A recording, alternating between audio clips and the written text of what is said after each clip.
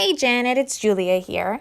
So my topic is the rise of anxiety disorders in adolescents.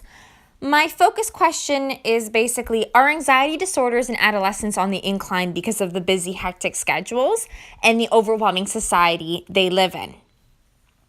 So I'm going to start with talking about the introduction of my podcast. At the beginning of my podcast, I want to provide my listener with essentially a background on anxiety.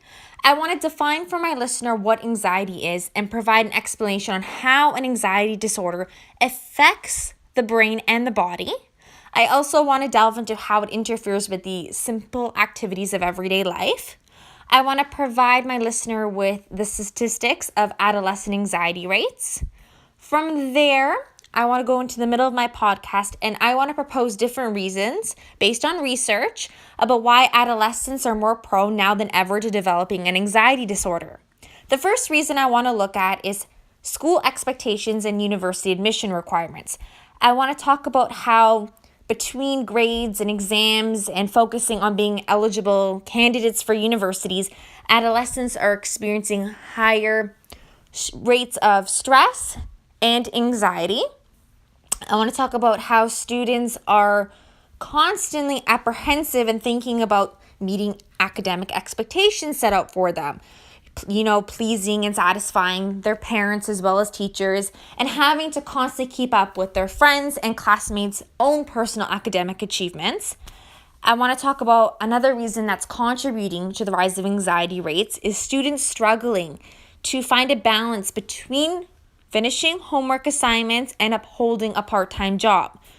Between this constant juggle of school and work, students honestly have no free time to socialize with their friends or even to relax and do an activity that they enjoy doing. And by not socializing with friends or even doing an activity that they enjoy doing, it's essentially causing their stress levels and their anxiety levels to increase. Another huge stress factor in a teenager's life is student debt, especially since nowadays tuition and even residency fees are so staggeringly high. All right, from there, I want to talk about how another cause of anxiety is the demands of social media. I find that adolescents are becoming so caught up in maintaining a popular presence on social media platforms that it can be really time consuming. It can also cause them a great amount of stress and anxiety. And essentially, students and adolescents are always on their phones that they don't really have time to relax.